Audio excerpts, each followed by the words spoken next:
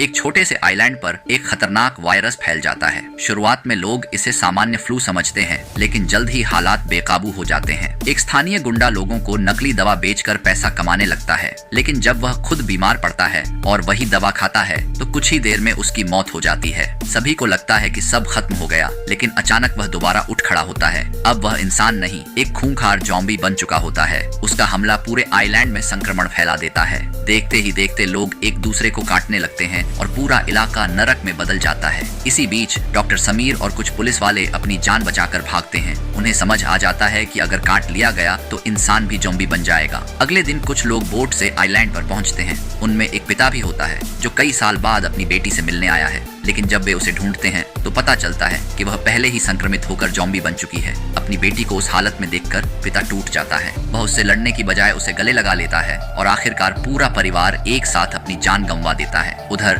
Doctor Sameer और उसके साथी बचने की कोशिश करते हुए बंदरगाह तक पहुंचते हैं, लेकिन वहां भी हजारों ज़ॉम्बी उनका इंतजार कर रहे होते हैं। तभी एक गैंगस्टर अपने लोगों के साथ वहां पहुंचता है और बोट की चाबी छीनने की कोशिश करता है। हालात और भी खतरनाक हो जाते हैं। गोलीबारी शुरू हो जाती है और कई लोग मारे जाते हैं। इसी दौरान डॉक्टर समीर के सामने उसकी पुरानी प्रेमिका और एक नर्स आ जाती है जो अब ज़ॉम्बी बन चुकी होती है। समीर समझ जाता है कि अब उसके बचने का कोई मतलब नहीं है। वह मुस्कुराते हुए अपने हाथ फैला देता है और उन्हें गले लगा लेता है। कुछ ही पलों में वह भी ज़ॉम्बी बन जाता है। आखिर में बचे हुए लोग एक ट्रक में भागने की कोशिश करते हैं, जबकि गैंगस्टर उनका पीछा करता है। दोनों के बीच आखिरी लड़ाई होती है। लंबी जद्दोजहद के बाद गैंगस्टर हार जाता है और नीचे गिर जाता है। वहीं बचे हुए लोग किसी तरह उस मौत के आइलैंड से निकलने में कामयाब हो जाते हैं, लेकिन पीछे छूट जाता है एक ऐसा आइलैंड जो अब पूरी तरह ज़ॉम्बियों के कब्जे में जा चुका है।